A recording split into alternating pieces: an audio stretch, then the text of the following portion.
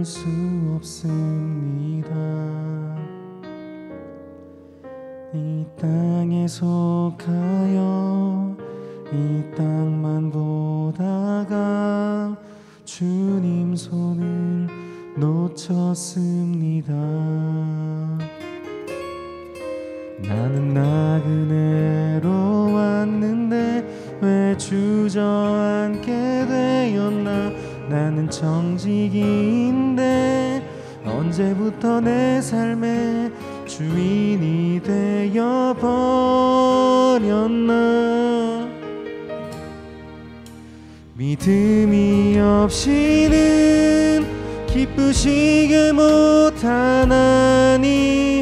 고된 수고도 다 헛될 뿐이라. 믿음이 없어서 무너진 삶의 모든 자리에 다시 주님을 기다립니다.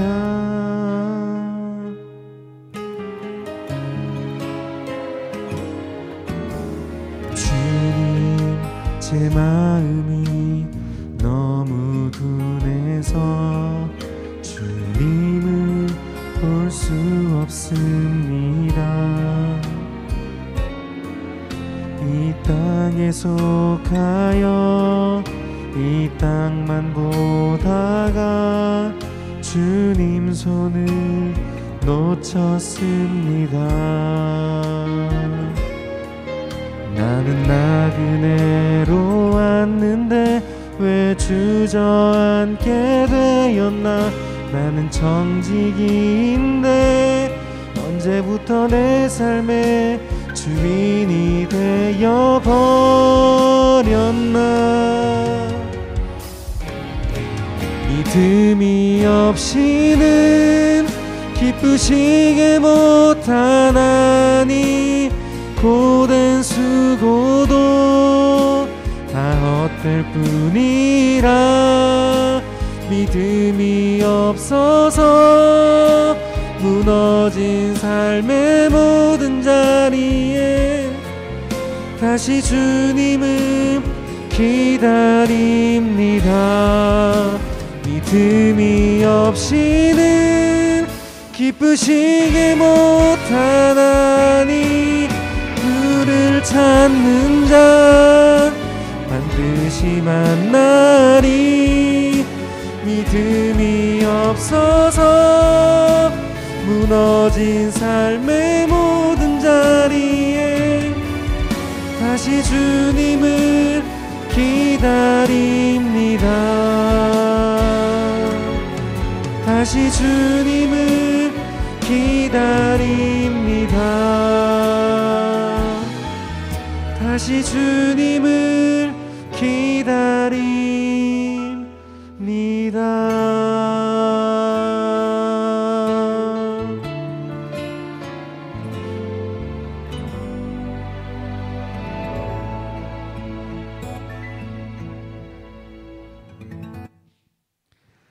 네, 11월 5일 아침 기도회 온라인으로 참석하신 여러분을 환영합니다. 오늘 함께 나누실 말씀은 이사야서 5장 1절에서 7절 말씀입니다.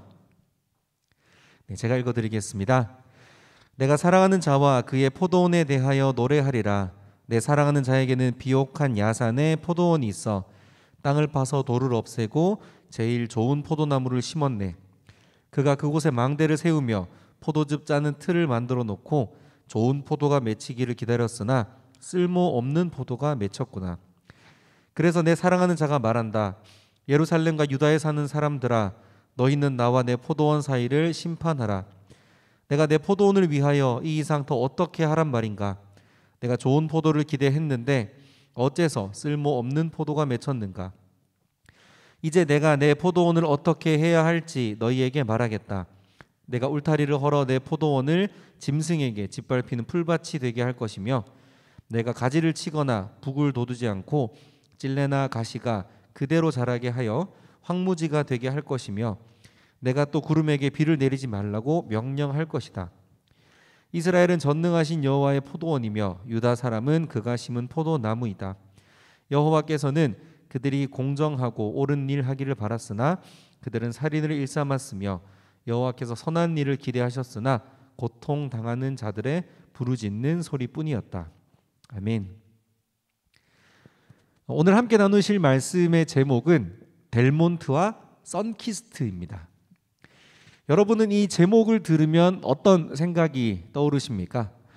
지금에야 마음만 먹으면 세계 여러 나라의 음료를 이렇게 마음껏 마실 수 있습니다. 하지만 제가 어린 시절에만 해도 이 오렌지 주스가 생각보다 귀했던 것 같습니다. 한국에서 델몬트와 선키스트는 오렌지 주스의 대명사라고 할 만합니다. 1968년 우리나라에 환타라는 음료가 처음 들어왔는데 아직 그때 당시만 해도 이 과일 주스는 액체 형태가 아니라 분말 형태로 만들어진 파우더를 물에 타먹는, 개어 먹는 것이 전부였습니다. 그러던 와중에 제가 회사 혜태가 선키스트의 상표를 받아서 국내에서 처음으로 오렌지 주스를 출시합니다. 당시에는 이 과일 향만 나도 과일 주스라고 생각할 때였는데 무려 실제 오렌지 주스를, 그것도 무가당, 당을 따로 넣지 않은 오렌지 주스가 등장한 것입니다. 어린 시절 웬만한 가정집을 가보게 되면 물병이 대부분 다 그 오렌지 주스를 마시고 난 다음 남은 이 유리병을 재활용했습니다. 바로 그 물병이 선키스트 오렌지 주스 병이었습니다. 얼마나 인기가 많았을지를 짐작하는 대목이기도 합니다. 자, 그러자 이 혜태의 영원한 라이벌인 롯데가 이를 가만히 두고 볼 수 없습니다. 이듬해 롯데는 델몬트에서 상표를 받아서 오렌지 주스를 수입해서 판매합니다. 이 두 업체의 전쟁으로 인해서 우리나라의 오렌지 주스 시장뿐만 아니라 음료 전체의 판도가 변화합니다. 이 델몬트와 선키스트, 영원할 것만 같았던 이 두 상표의 이 양강 체제가 무너진 것은 1997년입니다. 우리나라의 수입 규제가 풀리면서 진짜 오렌지 원액을 우리가 쉽게 구할 수 있게 되었고, 또 음료를 제조하는 방식 또한 이 원재료의 맛을 최대한 살릴 수 있는 아주 최첨단 기술들이 등장합니다. 내수 시장의 대부분을 차지하고 있던 이 델몬트와 선키스트였지만 우리가 잘 알고 있는 썬업이라든지 자연은, 또 아침의 주스, 또 이런 후발 주자들이 선진 기술을 등에 업고 시장에 대거 등장하면서 영원할 줄만 알았던 혜태와 롯데의 아성이 무너집니다. 그렇게 많은 오렌지 주스가 생기고 나서야 이제 우리는 알게 됩니다. 그동안 우리가 오렌지 주스라고 하며 열심히 마셨던 이 델몬트와 선키스트가 사실은 진짜 오렌지는 거의 들어있지 않고, 또 오렌지가 들어있다고 해도 아주 후진적인 기술로 만들어진 그런 합성 음료였다는 사실을 말입니다. 이 델몬트와 선키스트의 몰락은 이 주스가 우리에게 맛이 없었다는 것이 아닙니다. 그것이 아니라 그 당시 소비자가 원하는 건강한 주스가 아니었다는 겁니다. 내가 무언가를 기대하면서 열심히 준비했던 것이 내가 원하지 않은 결과로 귀결이 될 때 우리는 낙심하게 됩니다. 바라는 대로 나타나지 않으면 실망하게 됩니다. 나에게 그 일에 전권이 주어졌다고 한다면 우리는 뒤도 돌아보지 않고 처음부터 다시 시작할 것입니다. 바로 전에 내가 나쁜 결과를 얻었기 때문이 아니라 내가 원하는 것이 아니었기 때문입니다. 그 결과의 기준이 내가 볼 때 나쁜 결과였던 거죠. 오늘 본문 말씀이 딱 이 상황을 이야기하고 있습니다. 오늘 우리가 함께 읽은 이사야서 5장의 본문은 포도원의 노래라고 하는 소제목이 있습니다. 농사를 짓는 농부가 아주 기름진 땅에 포도원을 일궜습니다. 볕이 잘 들고 날씨도 정말 좋습니다. 포도 농사를 짓기에 안성맞춤인 곳입니다. 농부는 땅을 파서 자잘한 돌들을 제거하고 최상품의 포도나무를 그곳에 심었습니다. 좋은 포도 열매가 맺히길 바라면서 포도 주스를 만들 틀도 새로 준비했다고 합니다. 그렇게 열심히 준비했던 농부에게 주어진 결과는 그가 원하는 대로 되지 않았습니다. 쓸모없는 포도만 잔뜩 열리고 말았습니다. 농부는 낙심합니다. 그리고 이야기합니다. 뭐라고 하나요? 내가 뭘 더 이상 어떻게 해야 한단 말인가? 이렇게 최선을 다했지만 쓸모없는 포도만 열렸으니 그동안 읽었던 모든 것을 다 갈아엎고 다시 시작하겠다. 그리고 그는 포도원을 무너뜨리기 시작합니다. 열심히 애써서 만든 울타리를 헐고 정성스럽게 심은 묘목들을 모조리 뽑아버립니다. 들짐승들이 이 짓이겨진 포도를 주워 먹게 방치해버리고 다시는 그 땅을 쳐다보지 않습니다. 새롭게 시작하는 것이죠. 본문 말씀 7절에는 이 포도원과 포도나무가 무엇을 비유하고 있는지 설명해주고 있습니다. 농부는 하나님, 포도원은 이스라엘, 포도나무는 유다를 가리킵니다. 하나님께서는 최고의 묘목을 심는 농부의 마음으로 이스라엘과 유다를 선택했습니다. 그리고 은혜를 베풀어 주셨습니다. 그 은혜가 좋은 열매로 맺어지길 기대하셨습니다. 그러나 하나님의 기대는 무너집니다. 이스라엘과 유다는 살인을 일삼고 고통받는 자의 부르짖음으로 가득한 땅이 되어버리고 말았습니다. 하나님은 그들에게 분노하십니다. 그리고 화가 난 농부가 포도원을 갈아엎듯이 이스라엘과 유다를 망하게 하겠다라고 말씀하십니다. 오늘 말씀을 나누면서 저는 두 가지 함께 생각을 해보길 원하는데요. 첫 번째는 하나님의 일하심입니다. 좀 더 명확하게 말씀드리면 나를 향한 하나님의 일하심을 인정하고 순종하는 것입니다. 포도원과 포도나무가 아무리 그 자체로 기름지고 최상급의 묘목이라 할지라도 포도원과 포도나무는 주인이 있습니다. 아무리 귀한 토양을 가지고 아무리 아름다운 열매를 맺었다고 하더라도 주인의 뜻에 따라 갈아엎어질 수밖에 없는 운명입니다. 이 농부의 손에 포도원과 포도나무의 운명이 달려 있는 것이죠. 농부가 일하는 대로 이 밭이 포도밭이 될 수 있고 내일은 사과밭이 될 수도 있습니다. 또한 농부가 심어야지만 포도나무가 되지 심지 않고 방치해 둔다고 하면 그냥 나무덩이, 나무 토막, 장작으로 불태워질 수도 있습니다. 포도원과 포도나무가 할 수 있는 건 무엇입니까? 그저 인정하고 순종하는 것밖에는 답이 없습니다. 이번 달부터 특별히 11월 달부터 위드 코로나로 우리나라가 이제 국면 전환을 시작합니다. 이 지난 2년이 넘는 시간 동안 정말 참 어려웠습니다. 그죠? 크기의 차이가 있을 뿐 누구 하나 힘든 시간을 겪지 않은 사람이 없습니다. 내 힘으로는 아무것도 할 수 없는 그러한 상황 속에 하나님께 원망과 탄식을 토해내기도 했습니다. 그러나 만물의 주인 되신 하나님은 내 뜻이 아니라 하나님 당신의 뜻대로 우리를 인도하십니다. 때론 내 마음에 들지 않는다고 해도 그럴 수밖에 없는 존재가 바로 나라는 존재입니다. 내가 할 수 있는 것은 하나님의 일하심을 인정하고 순종하는 것 뿐입니다. 이것이 우리가 말하는 믿음 아니겠습니까? 그죠? 이 믿음은 하나님의 일하심을 인정하는 것입니다.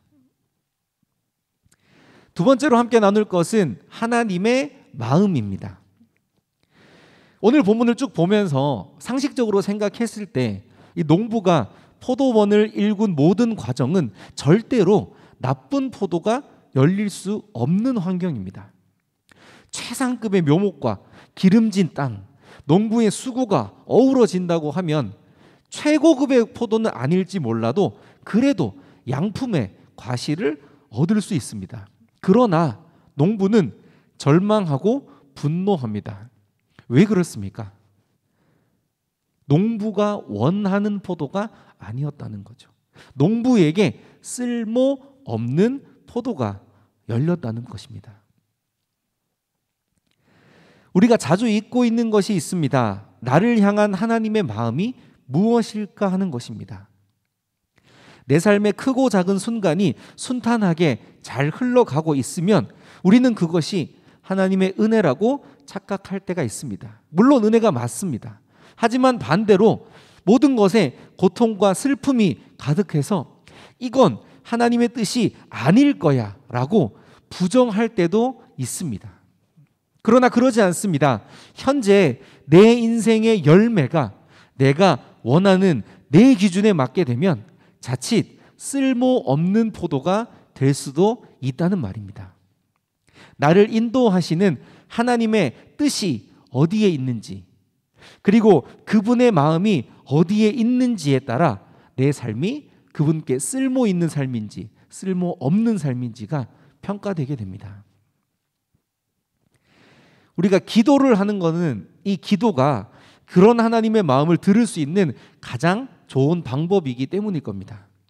지금 내가 처한 상황과 환경을 두고 나라는 포도나무의 주인이신 하나님은 과연 나에게 무엇을 원하실까? 우리가 그것을 생각하며 살아갈 때 하나님이 원하시는, 농부가 원하는 정말 좋은 열매라는 칭찬을 들을 수 있습니다. 하나님의 마음을 이해하고 알고 있을 때 나를 만드시고 이 땅에 살아가게 해주신 그 이유와 목적을 알 수가 있는 겁니다. 그리고 그 뜻대로 좋은 열매, 하나님 보시기에 귀한 열매를 맺어가면서 살아갈 수 있게 됩니다. 오늘 하루 나는 어떤 포도나무이고 싶으십니까? 어떤 포도원이고 싶으신가요? 바라기는 이스라엘과 유다를 향한 하나님의 일하심과 그 마음이 오늘 나에게도 동일하게 적용된다는 사실을 기억하길 원합니다. 이 포도원의 노래라고 불린 이사야 5장 말씀이 장송곡으로 나에게 들리는 것이 아니라 정말 축제의 노래가 되었으면 좋겠습니다. 나를 통해 피어나는 꽃과 나무, 또 나라는 나무를 통해 피어나는 귀한 열매들이 하나님의 마음과 우리의 삶을 아름답게 만들어주는 그러한 기쁜 하루가 되시기를 소망합니다. 함께 기도하시겠습니다.